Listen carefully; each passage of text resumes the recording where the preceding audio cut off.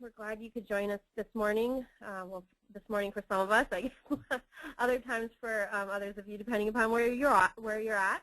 But we're glad you could join us. We're excited about the new plan that we're rolling out. And before we get into the details of the plan, I first wanted to go over the system requirements with the GoToMeeting, GoToWebinar system in the event that you're not familiar with it. That toolbar that you see is unique to you. You can move that around and you can click the orange arrow button on it if you want to minimize it and get it off your screen. You'll also notice that the default setting is a muted setting for all of you. That's due to the large number of individuals on the call. We do request and invite participation and questions, but to do so, you will need to use the questions tab on that toolbar. You can type in a question or you can ask for further clarification on something, and we'll leave some time at the end of the hour, probably 10 minutes or so, where I will facilitate those questions back to Milosh, and we'll answer those. If we run out of time and we're not able to get to all of them, we will follow up with you this week and get in touch with you. We will also be recording this and posting it on our YouTube channel. So if you want to share this with folks that weren't able to make it, you can do that as well. And we will also be doing this live again in 6 hours at 5 p.m. Eastern Time, and there was a registration link in your email for that as well.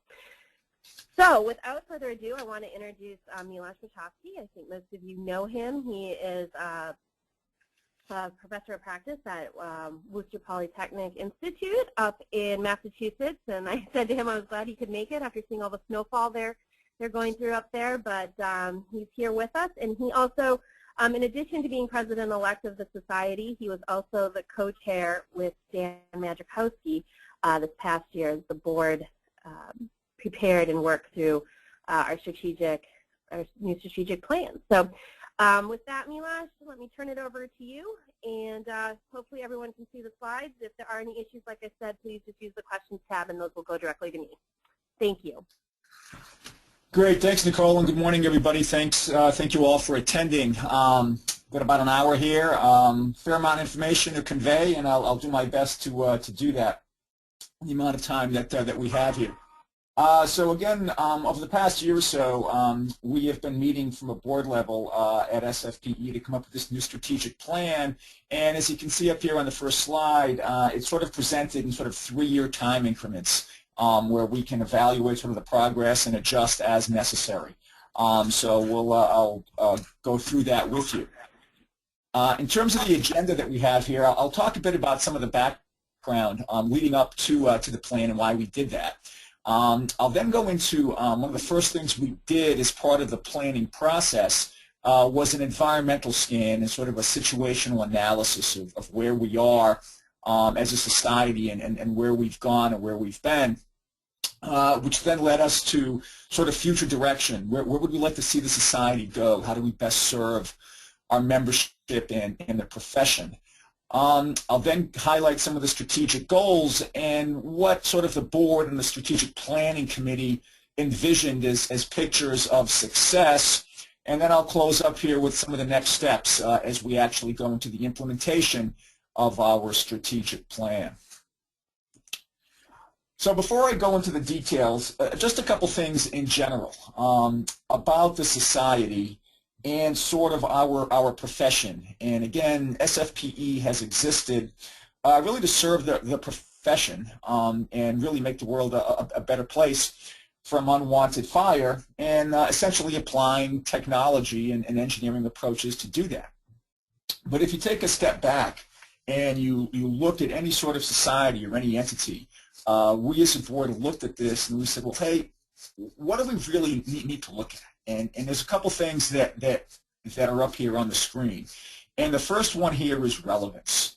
And that is, how do we maintain and grow our relevance, both to our members, but also broader than that. And that's to society as a whole, right? So how do we engage the rest of the world? So when we looked at this strategic plan, it was sort of looking both internally and then externally. So how are we going to be relevant to those that practice fire protection engineering, or fire safety engineering, or however it's described? And then how do we serve the broader community? Let people know that this is what we do.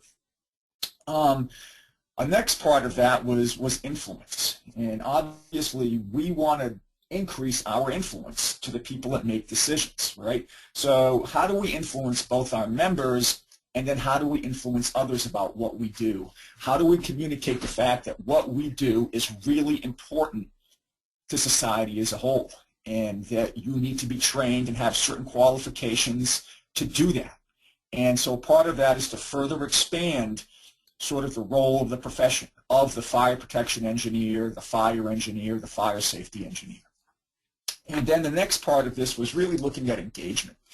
And how do we engage folks? You know, how do we sort of get folks excited so that they want to participate with SFPE, either as members or as we start dealing with allied groups and allied professions, and as we try to influence others, how do we engage them in that process?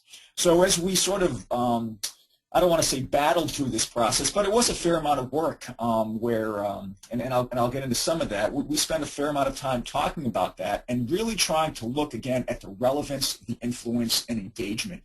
How does that tie into our planning process? Okay. A bit about the background. Well, we started this work, I guess sometimes in late 2013, and we actually brought in a strategic planning consultant to help us through this process here. I know personally I've been involved with a couple of these plans back in my work with NFPA, and having a consultant come in sometimes to give a broader perspective can be helpful. So we worked with a consultant. We were informed again by this environmental scan to take a look around both what we've done and what we've accomplished.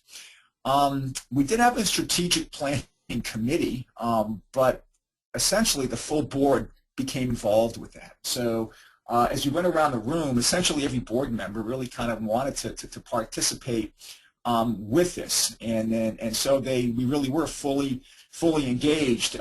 With this last bullet item here is that there were multiple strategy sessions and a series of conference calls. So I think we met like 4 times face-to-face in 2014.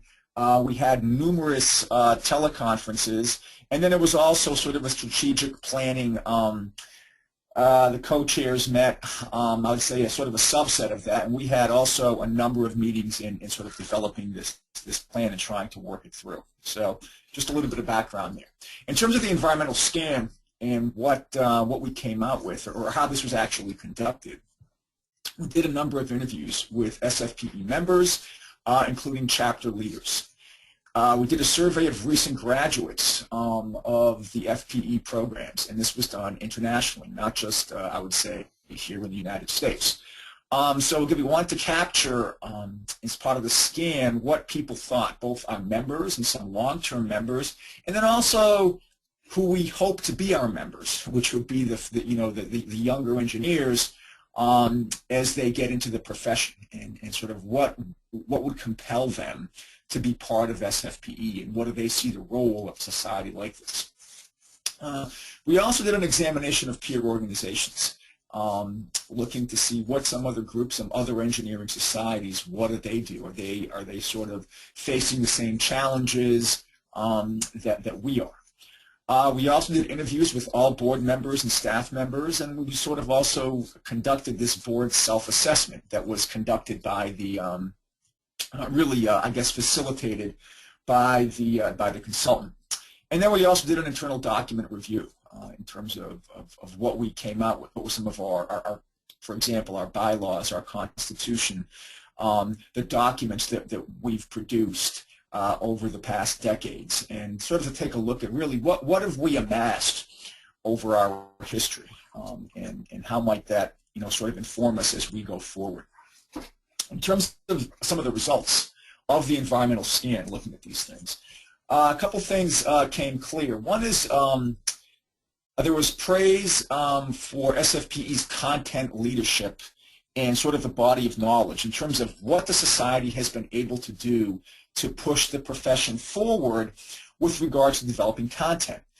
For example, the SFPE handbook, sort of the landmark text when that document came out and the subsequent versions of that, and how did that move the profession forward and allow us to really practice our craft, so to speak.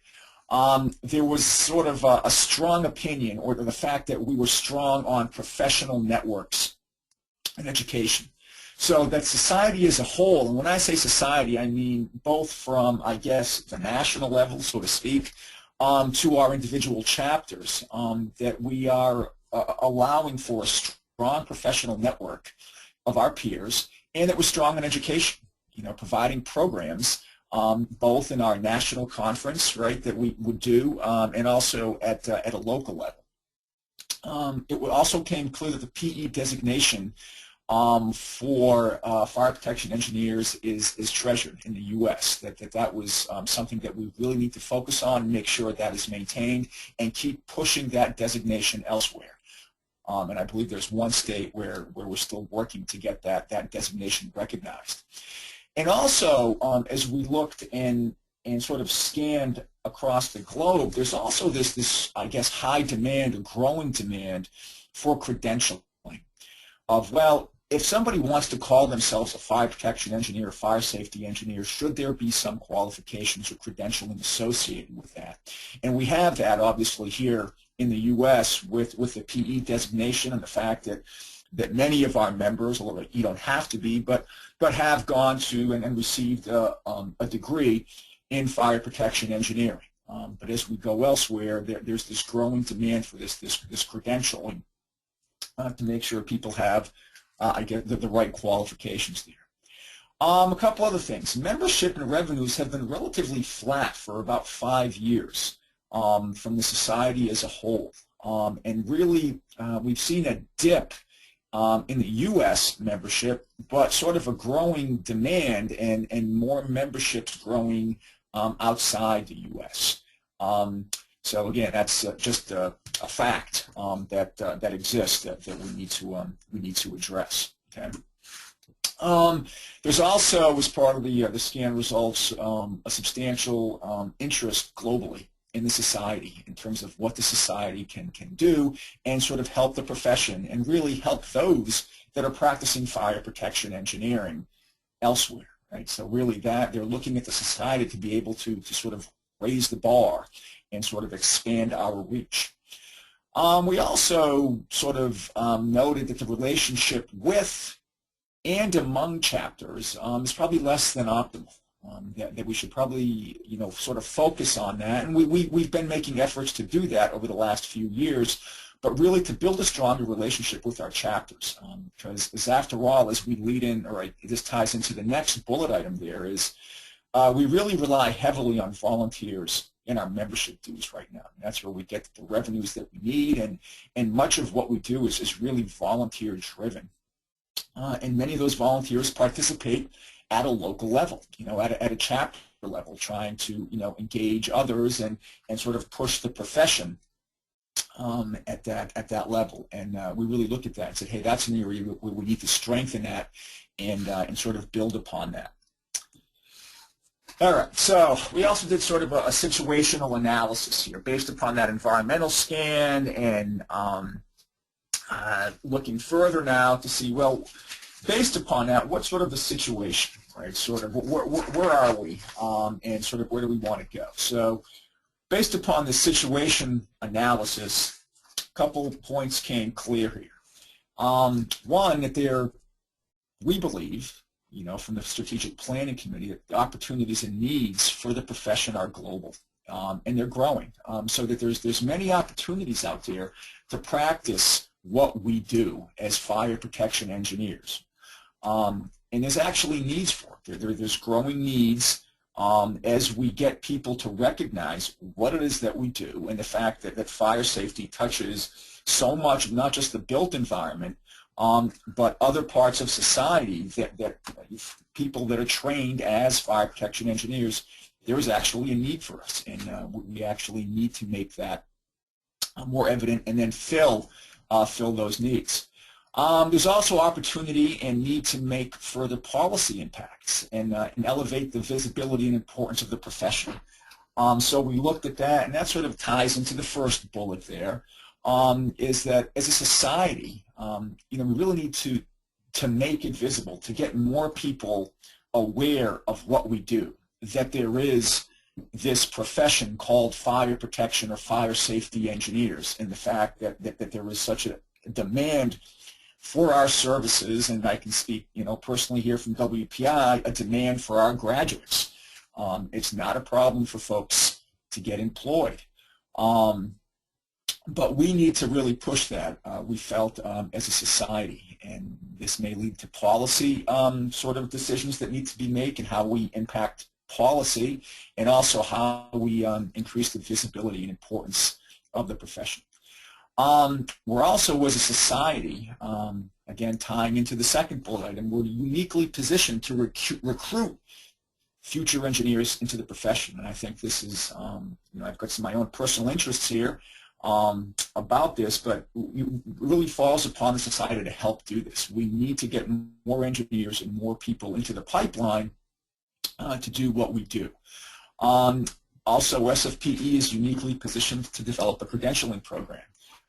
We are, and we play in that game, sort of, as we develop, the questions and the criteria for the PE exam, but this also extends elsewhere, especially folks in some of the European chapters are looking for this, and, we've got some experience with this. So, how do we go about developing this credentialing program, and what form might it take is something that was identified.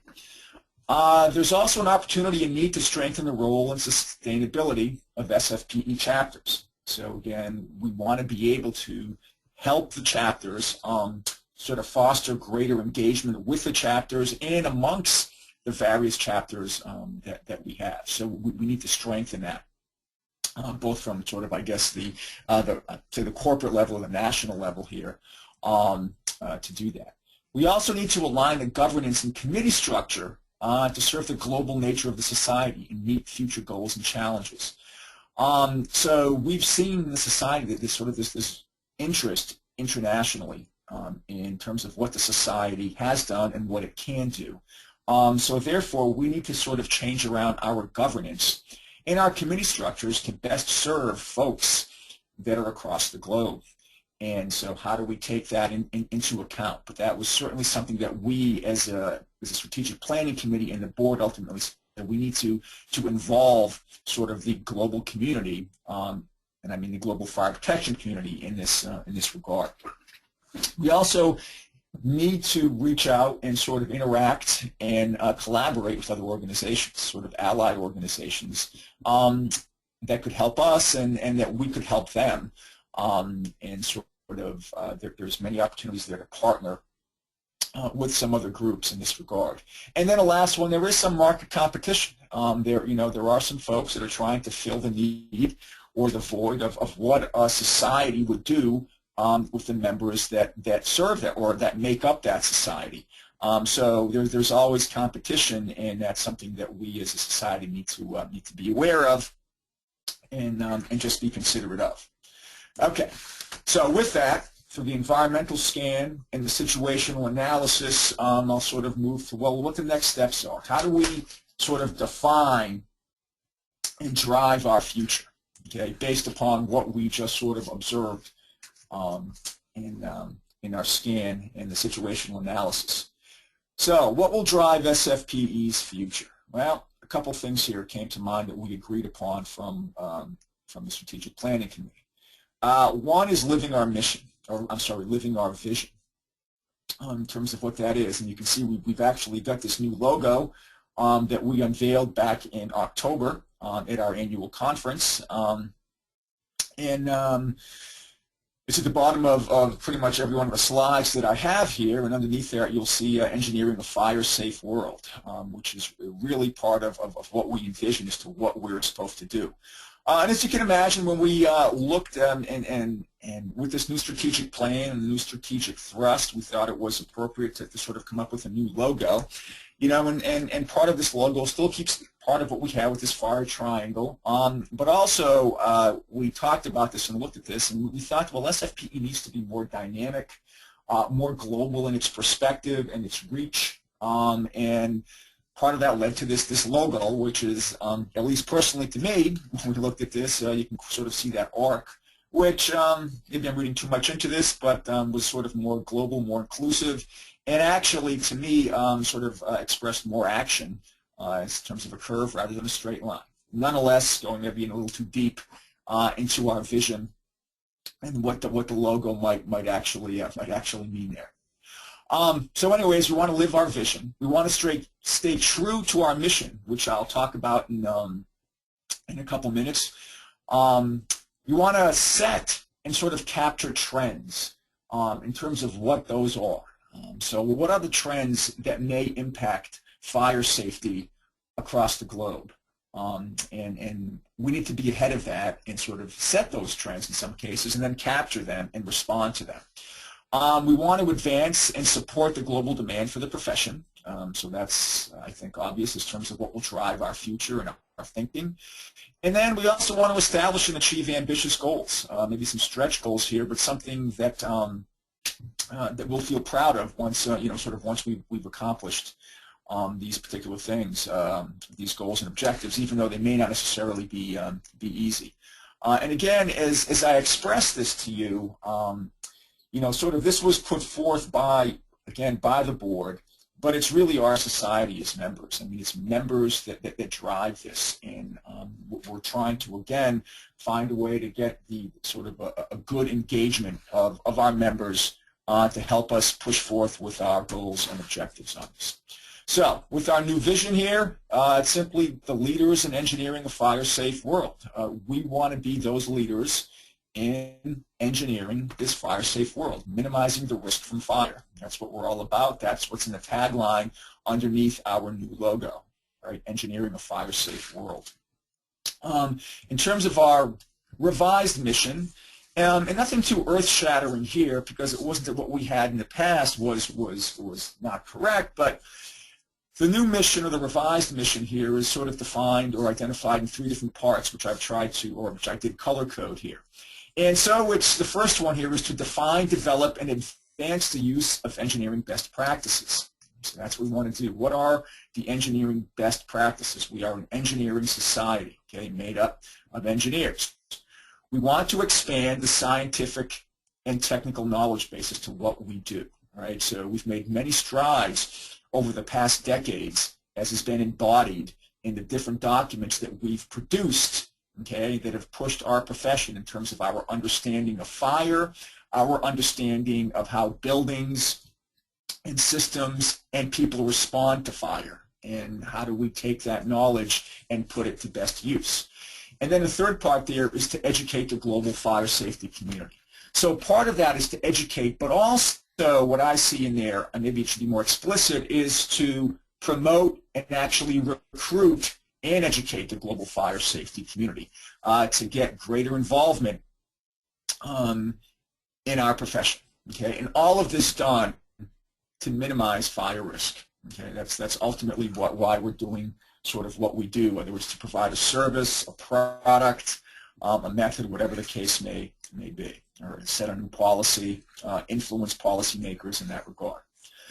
Scope of practice. So the scope of practice that we had here, again, I don't think anything earth-shattering or new here, but it's the application of science and engineering principles to protect people, property, and the environment from the harmful and destructive effects of fire.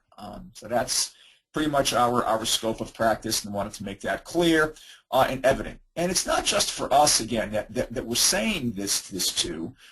So part of this is sort of preaching to the choir, so to speak, to our members. But also we want to take this and start preaching to others and get them to buy in as to what we do as a society, as a profession, and why it's so important and vital. Membership definition. So we had a little debate about this, and part of our problem when we looked at this, and we are the Society of Fire Protection Engineers, or now SFPE, just the fact as to what we call ourselves will vary as you go across the globe. Because what may be a fire protection engineer here may have a slightly different connotation elsewhere, you know, as you travel, as whether you go in Europe or if you go into the Far East or the Mid East, wherever you may be practicing, or South America. It may take on a different connotation. So we try to sort of be inclusive of that. So we said our membership definition is essentially it's a global organization, and our members include somebody that would be called a fire protection engineer, a fire safety engineer, fire engineer, and allied professional. Engineers that are practicing fire protection for the same objective.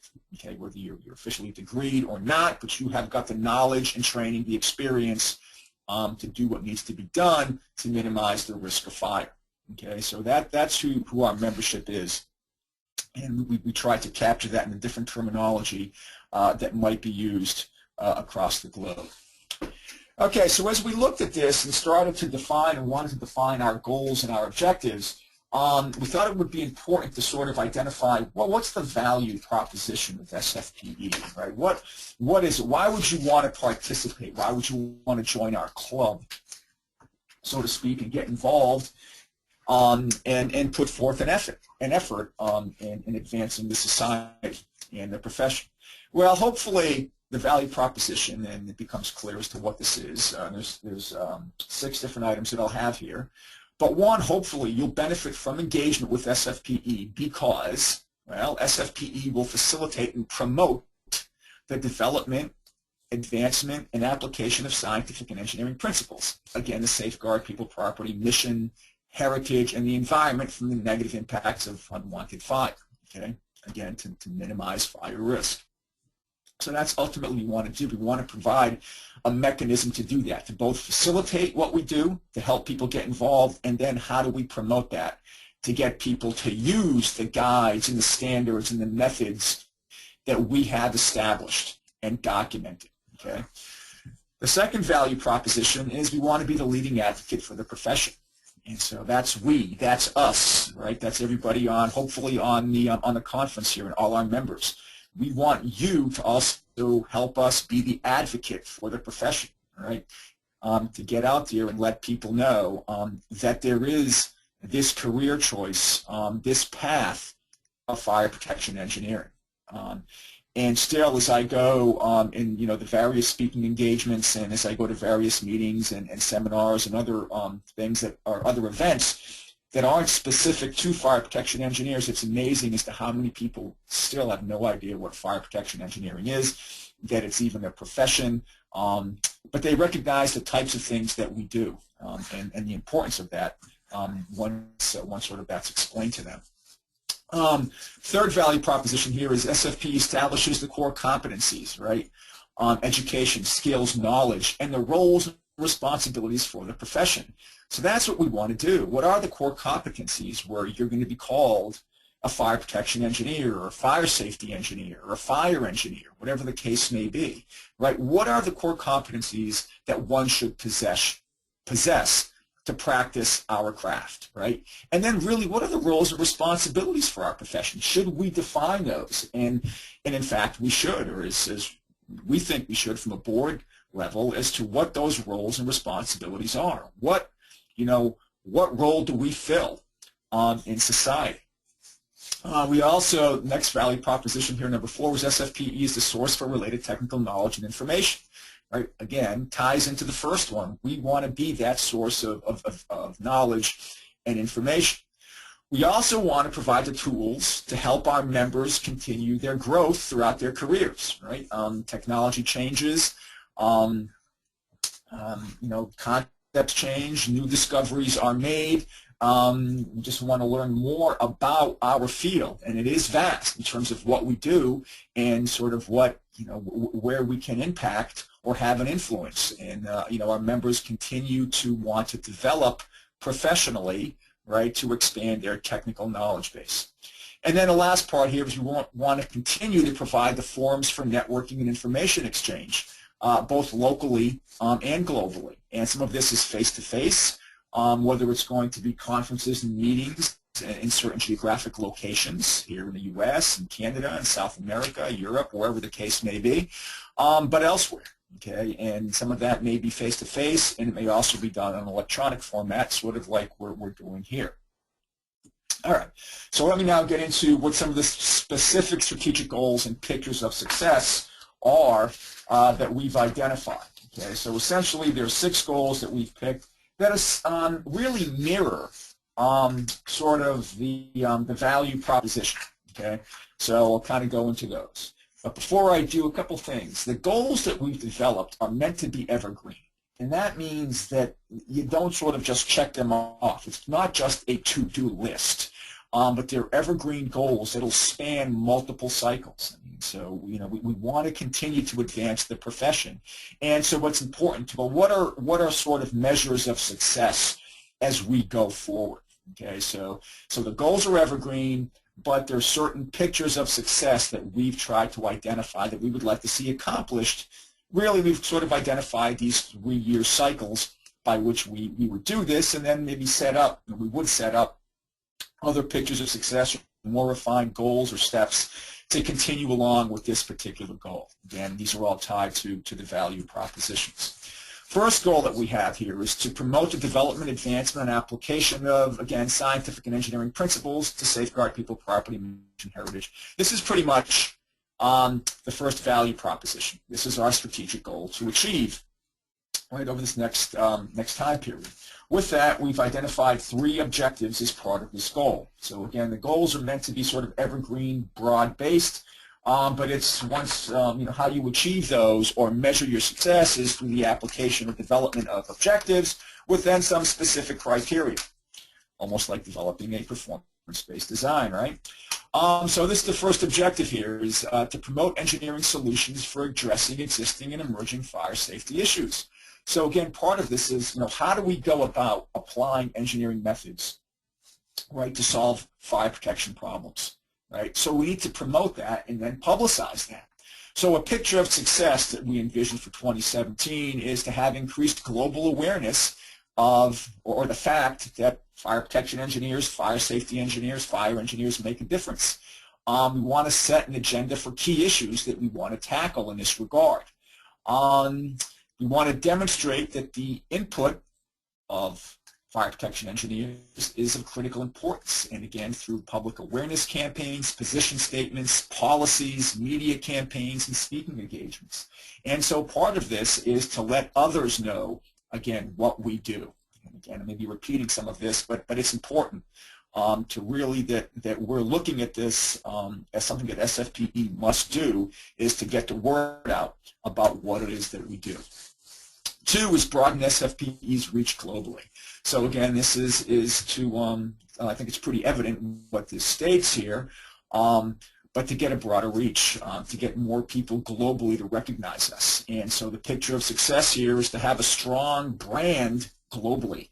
We want to increase chapter and corporate membership growth, because really that's largely a way as to how we measure success, is to see, well, how many people want to engage us, right, that want to sign up to be members of SFPE because they value what we do and what ultimately they will do, okay, for the society, all right? So, and that's really why we looked at this and said, well, trying to increase membership really isn't the goal. It's really a measure of success, because if we're doing things correctly, hopefully we'll get more members, and we'll continue to grow those members because they see the value and benefit of being associated with the society. We also want a wider distribution of guides and standards, okay? So we want to express that. Let's see here, I'm going to try to use the pen here because this kind of gets a little unwieldy. But again, a wider distribution of and use of guides and standards. So we've developed these guides and standards, right, over the last decade or longer that we've been working on these. Well, how do we get those used, right? We need to, as a society, push the adoption and use of those guides and standards, all right? And we've had some success with that, but we need more. We need more global participation on SFPE committees and formal representation on industry committees and groups.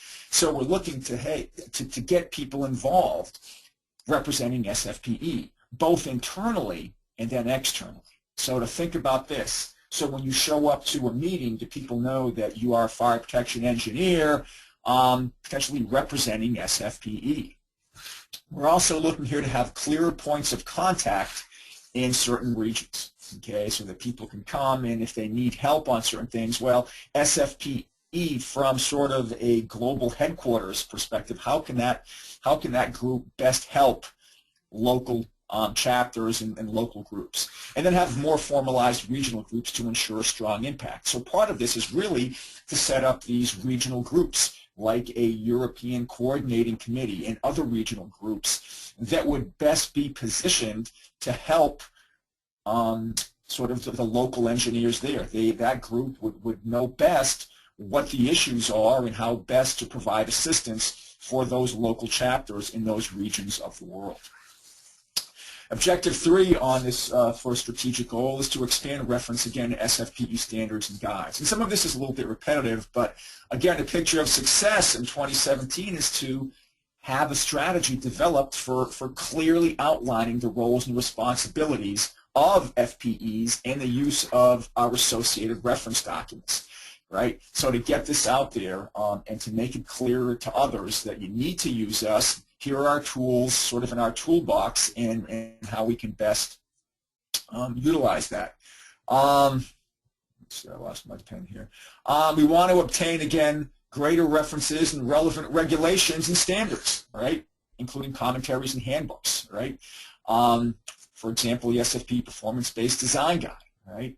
That has been referenced, and we want more of those types of references to our particular documents and to develop new documents in this regard. Reviewed standards, and just underline this, reviewed standards and guides that could be adopted for other countries. And we also want to celebrate our successes, which becomes important here, that you know, we do have 32 NFPA references to SFPE documents. Again, one organization, one group of that we've had success in having our documents referenced in these other regulations. Strategic goal number 2 here, advocate for the profession. All right, so this is identified as goal number 2. Objective for this is to expand initiatives to recruit students and faculty into undergraduate and graduate programs and actively encourage the creation of additional university degree programs and partnerships.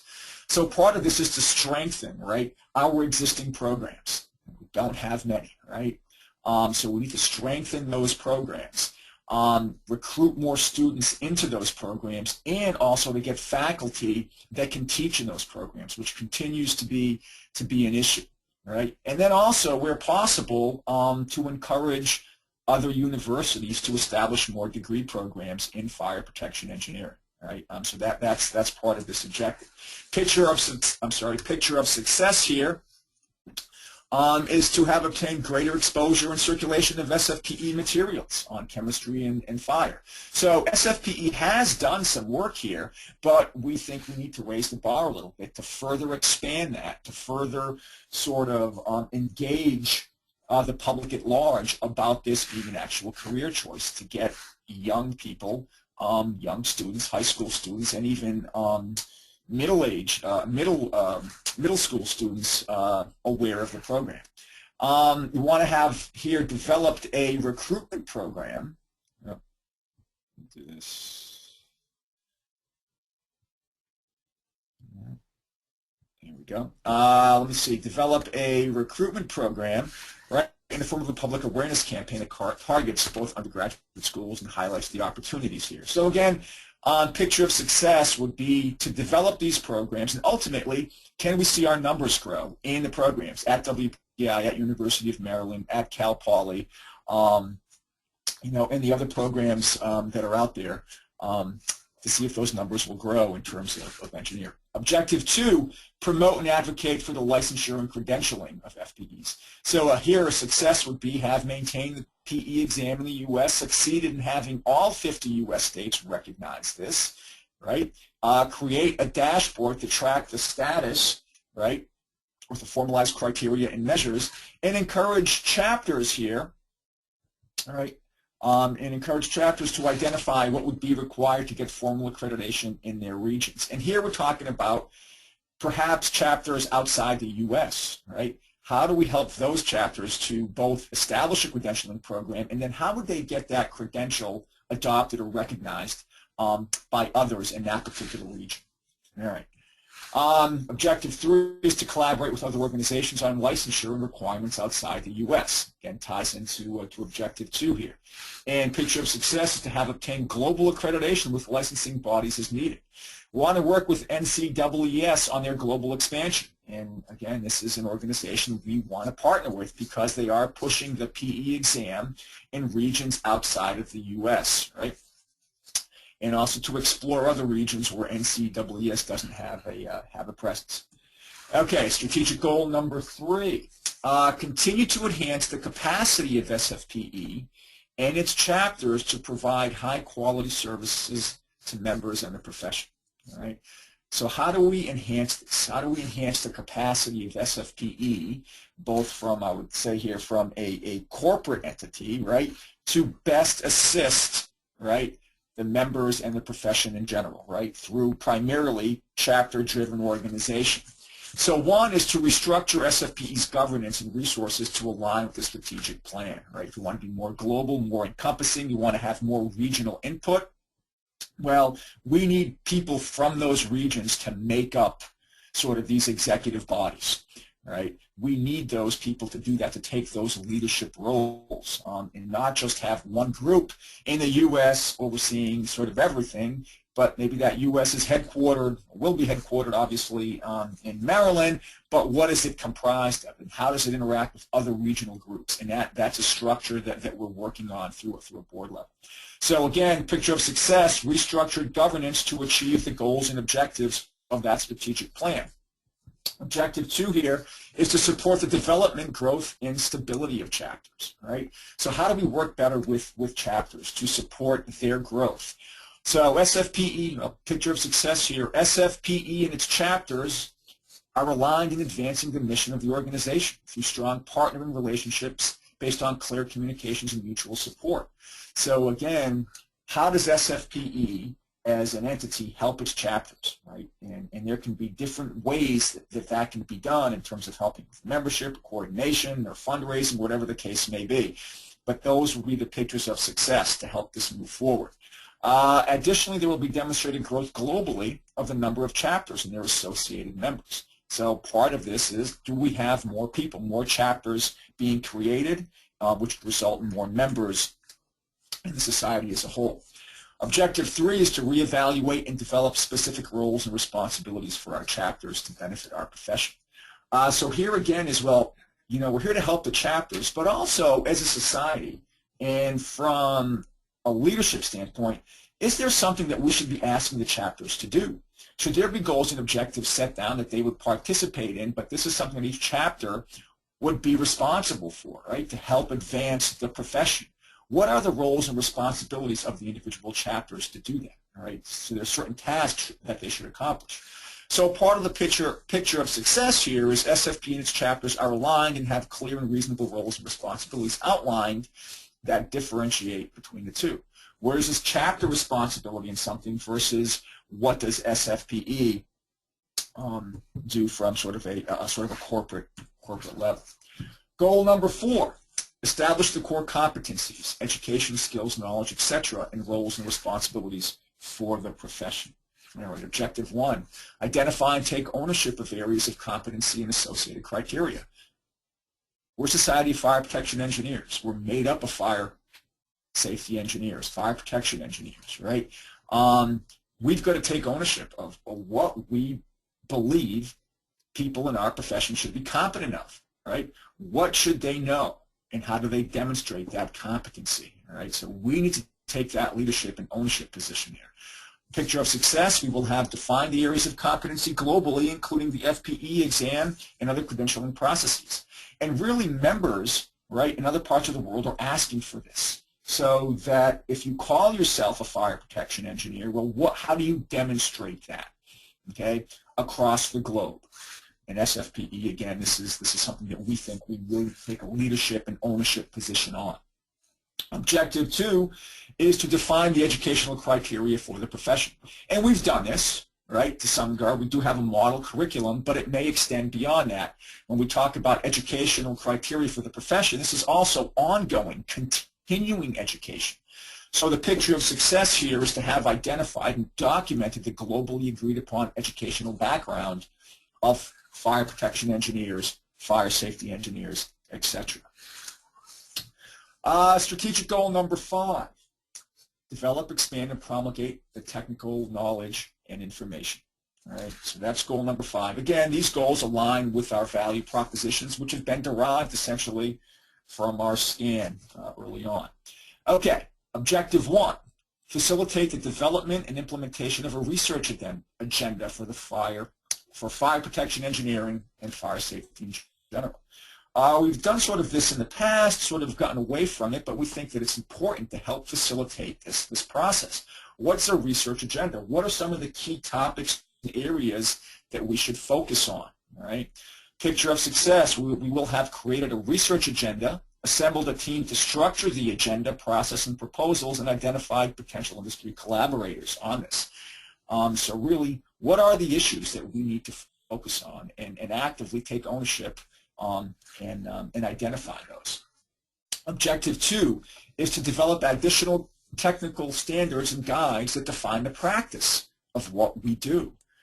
We have a host of these documents, right? We have to work on getting those adopted and used in the field. But we also need, there's opportunities and needs to develop additional sort of standards and guides about our profession. So a picture of success here is to have assessed and prioritized the development of new standards and guides, right? Really acting or asking potentially some of our existing committee structure to take the lead in this. Deliver the next edition of the FPE handbook. To have begun, and again, let me do this, have begun work on the subsequent edition, which we've already done, and developed at least 2 new standards or guides by 2017. So these are identified as pictures of success for this particular objective here with new technical knowledge. Objective 3, develop core curriculum to guide SFPE's educational activities and publications. All right. And a little bit of overlap here with the previous goal, but the picture of success here is to have completed and published a core curriculum that includes a comprehensive list of offerings, including new courses. All right. We will have here, we will have publicized the framework from, in this case, the European Coordinating Committee or Coordinating Group white paper. All right, so they've actually established, the European Coordinating Committee has established a framework that they've actually done a lot of work in this regard in developing a core curriculum, because that group has been very interested in establishing sort of criteria and credentialing for fire safety engineers in that part of the world. We will have published an article in one magazine here and actually more magazines to give that curriculum some exposure, and then created a catalog of educational offerings that would help folks sort of achieve this credentialing criteria. All right, strategic goal number 6. Provide the means to aid members continue to grow throughout their careers. And again, this ties in a bit with the previous goal, but an objective here is to, 1, improve the electronic format for 24/7 course and publication delivery. So we recognize,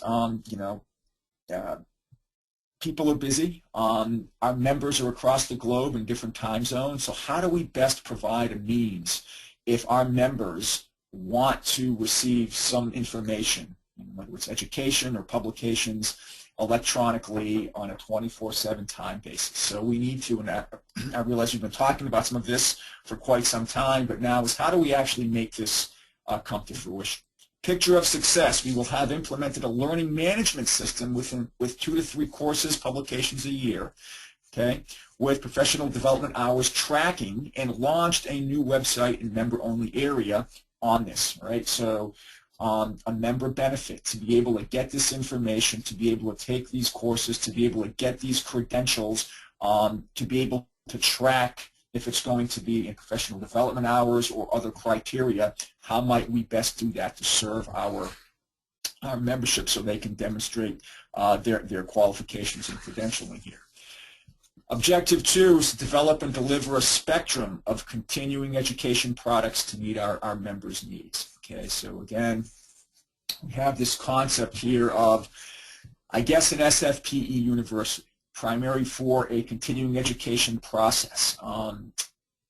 Should SFPE fill this role? We think we should in these perhaps short courses or other types of courses that our members could take. So this SFPE university concept here that meets Global's members' needs, including presentations, publications, webinars, and courses. We will have assessed, and if it's viable, developed and delivered a global certification program. Again, tying back in with the previous objective. And some of this may be, you know, as we go forward with this path, it might be formalized courses, but a lot of what we also have, there's a lot of information that is presented to our members that's developed by our members that perhaps we could capture in some way and make available to our members, whether it's presentations that are done at our annual conference or at regional conferences that are conducted by our chapters. Is there a way to capture some of that and make that available to our membership in some way that so that can benefit them? Okay, so this sort of brings me to the coming up to the end of the presentation here. So again, you saw we've got those six goals with a number of sub-objectives and some pictures of success that the board has envisioned. We've also developed some action plans to do that. And so now the next sort of steps in the process here is to actually implement those action items. And there's been a number of those that we've met, and we're starting to sort of unroll those. And part of this would actually be, as we implement the plan, and specifically the action plan, would lead to a couple of the other two bullet items that I have here. One, based upon what we want to do, if we want to restructure sort of a governance and how we want to operate to be more global, to be more nimble, to be more active, right, to be more dynamic, that's going to require some changes to our bylaws, which the board is currently working on, as well as some changes to our Constitution. And you should be expecting to see this year, as the board continues to work on this, some proposed changes to our bylaws, which will address things like membership and the different committees and how they're structured, that will be part of that. So those are some of the next steps. In terms of closing remarks, again, all of this comes back to how does the society best advance and support the profession on a global basis. And that's really what it comes down to. Going back to our environmental scan, our situational analysis, looking and identifying sort of these components of the value proposition, which really led to our goals and objectives, pictures of success, and then specific action items. And all of this is back to how do we, again, advance and support our profession. And that is to get more people into it, to get more people recognizing what we do, and to increase the overall knowledge level of folks that practice that, and how do we demonstrate that they have that particular knowledge level to, again, practice our craft of fire protection engineering. That's it. I think I left a little bit of time here to take questions, Nicole, so I guess that's what I'll do at this point. So this concludes my formal remarks. Okay, great. Thank you. Thanks a lot, Milosh. We do have some questions that have come in over the hour. If you have some, now would be a good time to start typing, again, using the questions tab. A couple of people, Milosh, want a little more discussion around known market competitors. Are there specific market competitors that the board is looking at, or is that more general? And if they are specific, could you talk a little bit about who they are and why they're considered a competitor? Well, I don't think there's any one group that we would say that is market competition, but I think it's more on the certain topics maybe. So if it comes down to credentialing, I just think you have to be aware of, and the board is aware of, well, we want to take ownership of that. Well, is there somebody else that's trying to take ownership of what we've carved out as part of our sort of our scope, what we think fire protection engineers should be responsible for? And so we expect you may run into those things as well. Do you really need to be an FPE to do this or not? And in some cases, we may think that yes, you should. So there's no names or organizations that come to mind. I don't think that would be beneficial to name it, because I don't know of any. But again, depending upon what particular goal or objective you want to accomplish, again, there may be other folks that are trying to influence that, and we just need to be cognizant of that. So it's really more of a statement to be cognizant of that, and the fact that people may not like the fact that you need to be an FPE to do certain things. So I guess I'll leave it at that. Okay, thanks. This one, related to Objective 1, but it's not citing which goal it was. Anyways, the KPIs for fire protection success are measured predominantly in reduction of casualties and sometimes even more strict fatalities. One of the reasons, perhaps, that in an increasing amount of countries, the government policy is to limit the building legislation to life safety only, and more in particular to the evacuees. So when expanding it into environment and property, we may need to take the lead in defining additional KPIs. As a comment? Yeah, well, yeah, that sounds more like a comment. But again, the scope of fire protection engineering, a big part of that is life safety, and a lot of what we do is tied to regulation in some regard because it is geared towards life safety from fire. But again, that's not the only aspect of what we do, and there's certainly going to be many other considerations, and there are other considerations, whether it's on a property perspective, a business continuity perspective, that people just want fire protection, or the fact that, as we start developing and looking at more of these green technologies, well, how is that going to impact fire safety? To make a building greener, what has that done to it from a fire safety perspective? And those are some of the growing challenges and issues. But clearly, a lot of it is tied to regulation from life safety. But that's not the only part or the only aspect of a fire protection engineering. And I think that's part of what our role has to be, to make that evident to sort of the broader society and the broader community in that regard. Thanks, Milosh. I am a registered professional engineer in both the electrical engineering and fire protection engineering disciplines. I have seen some engineers list their credentials after their name as FPE instead of just PE. What is the politically correct abbreviation for listing professional engineer credentials? I'm really not sure on that one. I know here, probably in the United States, it would be PE and then your designation. If you are indeed a professional engineer, a licensed engineer, as you pass the PE exam, and if you've done that in fire protection engineering, it would be specific to that particular discipline. But as you go elsewhere in other parts of the world and how you want to designate your professional engineering, I really don't know how that might be accomplished. I know how I would do it, but I'm not sure what. Yeah, I mean, I think in the U.S. it's just PE, right, and PEng in Canada. But I do, can say that the board is looking at as part of this implementation too, because this has come up more overseas with the designation. We do have the FSFPE for our fellows, but there are folks that use the PM SFPE as a professional member.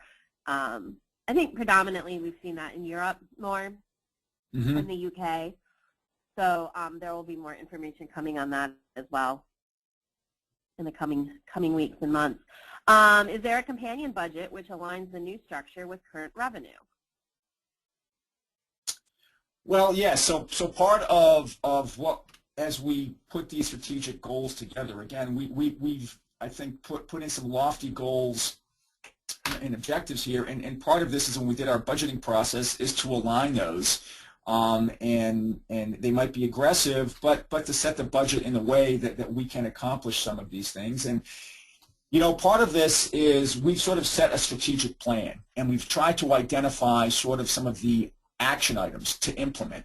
But part of this is actually to develop more detailed outlines and sort of game plans to attack this, and sort of an evolving process that in terms of budgeting, where we may recognize we want to accomplish this. This is the plan to reach this particular goal and this objective, and it may require additional resources, but it's something that the board is cognizant of, and it obviously is always looking at budget items and revenue. And again, one of the bullet items I put up there is we are highly dependent upon volunteers, right, and our membership dues to fulfill our mission as a society. I know we've just hit the 12 o'clock. If you have a few minutes, Milosh, I have a couple more questions, but I did want to give my email, ntboston@sspe.org. So if folks do need to jump off and they do want to ask some follow-up questions, so please email me. I have 3 questions all related to chapters, but really looking at, one is what are plans for establishing more student chapters? Another one is how does SFPE plan to improve relations with chapters and ensure chapters are active in supporting members? And another question, what are your thoughts of how chapters can contribute to the society as a whole? Is the idea of this to delegate responsibilities for specific strategic goals to the chapter level? So maybe just addressing the whole, the plans for the chapters. Sure. So the chapters are vital as part of our part of our profession, and much of what gets done is done on a local chapter level. So overall, the board looked at this and said we need to strengthen that. And so part of that may be supporting the chapters in terms of specific functions and tasks, i.e. keeping track of membership, who knows, finances, coming up with speakers, things of that nature. But part of this also is to have sort of a unified agenda for all the chapters to follow, that this is sort of what we're trying to accomplish over this time period, to advance the profession. So some of this may actually come down to, specific tasks for the chapters to achieve in that regard, because we're trying to publicize the value of the profession, and a lot of that is done at a local level. A lot of that is done through relationships that our local chapter members have established, and so that's really important. So it's a two-way street, and I think it's one where we need to strengthen that. So the answer is yes. There may be some tasks that the chapters should sort of have on their radar screen as sort of objectives to accomplish over some time period, with the overall outcome clearly identified. In terms of student chapters, that's another area where we want to see more growth, because if you have student chapters, it means you've got interest in young people, right? People that are going to enter the profession. And we've got a chapter here at with WPI, and we've been talking and trying to figure out ways. One is to how do you engage the students to really come together to do something, right, as a chapter. And so part of this is you need an advocate at any given school, i.e. a faculty advocate or someone to set up this particular chapter. But I think it's a great way to then recruit, and I'm trying to get our chapter, as we have functions, and our student chapter functions and meetings, to really use that as a recruiting tool to other students that have never heard about fire protection, or may have heard about it and have some curiosity and come to a chapter meeting where we can have speakers and other events where they can, sort of they would be able to learn more about the profession.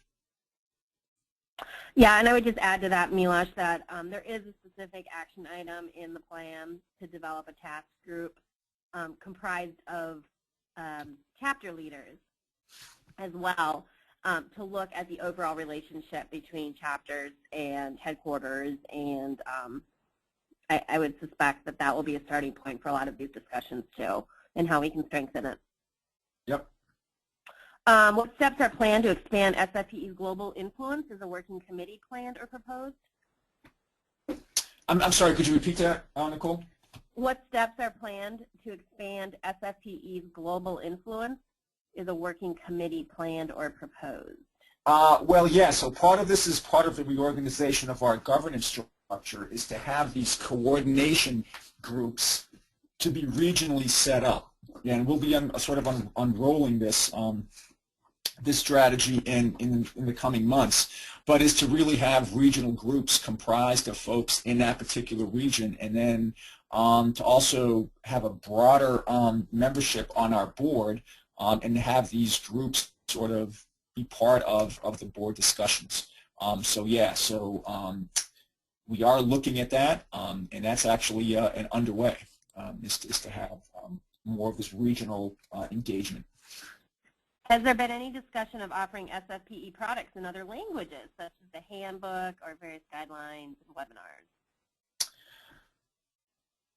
I don't know, but I think that's on the radar screen. I don't know if we've, I know in some cases we have, but it was, I believe, done more on a chapter level. And that's, is again, one of those areas where a chapter in a specific region can definitely be very supportive and helpful in this regard. But it is something that has been, it continues to be discussed. Great. And we are running over time, and I know we've got another one of these in a few hours. So why don't we take the remainder? I still have 5 or 6 more questions, and they keep coming in. So why don't we follow up with those individuals separately offline in the coming days? And I just want to thank Milosh again for taking the time and presenting this work. The board has spent, well, more than a year now, many meetings, an additional workload to what they normally would be doing. And now the fun part of implementation happens. And I think we all can agree and say that any input we can get through the process from members and feedback, we would love to have and incorporate it to make sure that we've got an inclusive society and one that reflects the needs of the members. So thanks again, Milosh. I will be distributing the PowerPoint presentation as well because I had several requests for that. Okay. And you'll be getting that email soon. Thank you. Very good. Thank you. Thank you, everybody, for attending.